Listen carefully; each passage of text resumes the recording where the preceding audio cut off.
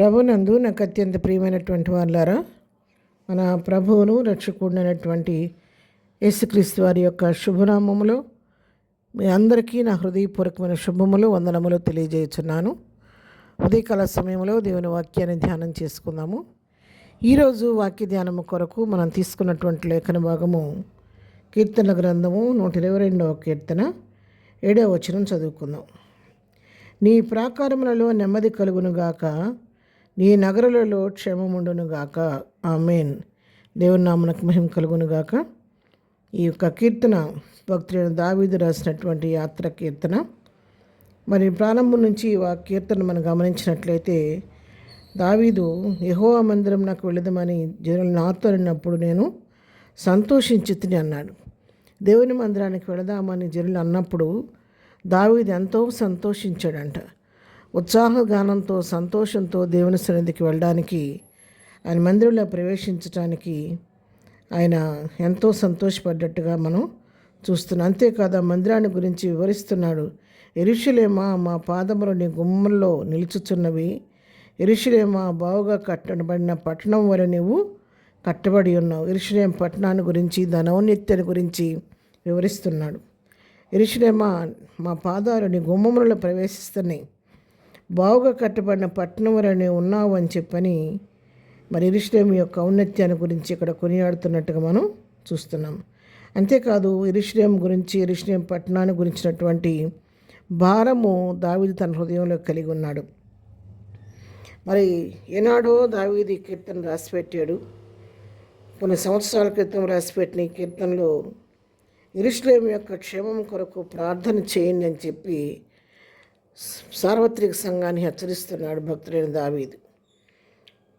122వ కీర్తనలోని 6వ వచనం, యెరూషలేము యొక్క క్షేమము కొరకు ప్రార్థన చేయుడి, యెరూషలేమా నిన్ను ప్రేమించువారు వర్ధిల్లుదురు. అంటే దావీదుకి అప్పటికే రాబో దినాల్లో యెరూషలేముకు కలగబోయే శ్రమ, ఆ శోధన దావీదు ఎరిగినవాడు కాబట్టి యెరూషలేము క్షేమం కొరకు మీరు ప్రార్థన చేయండి అని నిన్ను నన్ను సర్వలోకాన్ని హెచ్చరిస్తున్నాడు. అంతేగా, ఎవరైతే యెరూషలేమును ప్రేమిస్తారో వారు వర్ధిల్లుతారని కూడా ఇక్కడ తెలియజేస్తున్నాడు. అంతేకాదు, ఆయన హృదయ వాంఛ, ఆయన కోరిక ఏంటంటే, నీ ప్రాకారంలో నెమ్మది కలుగును గాక, నీ నగరంలో క్షేమముండును గాక. నీ ప్రాకారాల్లో నెమ్మది ఉండాలి, సమాధానం ఉండాలి, నీ నగరంలో క్షేమస్థితి ఉండాలి అని దావీదు తను ప్రార్థిస్తున్నాడు, కోరుకుంటున్నాడు.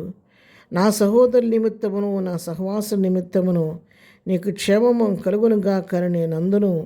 మన దేవుడి యెహోవా మందిరం నిమిత్తము నీకు మేలు చేయ ప్రయత్నించదను అని చెప్పి దావీదు చెప్తున్నాడు. ఇక్కడ రాబో దినాల్లో యెరూషలేము మీదకి రాబోతున్నటువంటి ఆ శ్రమను గురించి ముందుగా అయినటువంటి దావీదు యెరూషలేము క్షేమం కొరకు ప్రార్థన చేయమని, దాని ప్రాకారాల నెమ్మది కొరకు, దాని నగరంలో క్షేమస్థితి కలిగి ఉండాలని చెప్పని ప్రార్థన చేయమని మనం హెచ్చరిస్తున్నాడు. తను కూడా తన సహదాసుల నిమిత్తము, తన సహోదరుల నిమిత్తము తనకు క్షేమం కలగాలని నేను కోరుకుంటున్నాను అంటున్నాడు. మరి దేవుని మందిరం నిమిత్తము నీకు మేలు చేయాలని నేను కోరుకుంటున్నానని చెప్పి దావీదు తన హృదయవాంఛను తెలియజేస్తున్నాడు. పిల్లరా, యెరూషలేమును గురించి ఎన్నో ప్రవచనాలు లేఖనంలో, బైబిల్ గ్రంథంలో రాయబడి ఉన్నాయి. అయితే లేఖనం నెరవేర్పు జరుగుతూ ఉంది. యెరూషలేము మీదకి మరి ప్రస్తుతం నలుదిక్కుల నుంచి శత్రువు సైన్యం తరిమినట్టుగా, యెహోషాపాతు మీద దండెత్తినట్టుగా ప్రస్తుతం ఇప్పుడు ఇరాన్కి, యెరూషలేముకి భయంకరమైన యుద్ధం జరుగుతూ ఉంది. అయినప్పటికీ ప్రభు తన ప్రజల పక్షంగా నడిపిస్తూ ఉన్నాడు. అయితే అమాయకులైనటువంటి ప్రజలు అనేక మంది నశించిపోతున్నారు.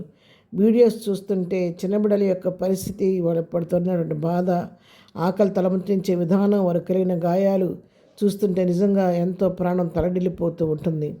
ఈ విధంగా యుద్ధం వల్ల ఎంతో వినాశనం జరుగుతుంది. కాబట్టి మనందరం కూడా దావీదు చెప్పినట్టుగా యెరూషలేము యొక్క క్షేమం కొరకు ప్రార్థన చేద్దాము.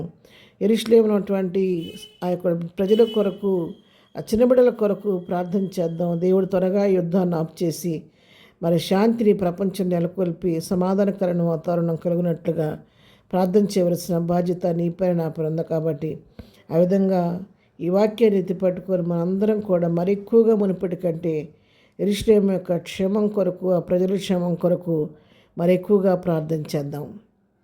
ప్రార్థన. ప్రేమ కలిగిన తండ్రి, పరిశుద్ధుడా, నీ పాదముల కొందనాలు. ప్రభువాన్ని ప్రజలైనటువంటి ఇజ్రాయెల్ మీద జరుగుతున్నటువంటి యుద్ధంలో నీ ప్రజలకు, ఇశ్రాయేళ్లకు, యెరూషలేముకు క్షేమాన్ని కలుగు చేయండి ప్రభా. సరిహద్దులలో సమాధానం కలుగు చేయండి ప్రభా. అటువంటి ప్రార్థనాత్మ పైన కురమరించండి. ఈ దినం మేము చేయి పని పాటలు రాకపోకలు తోడుగా ఉండండి.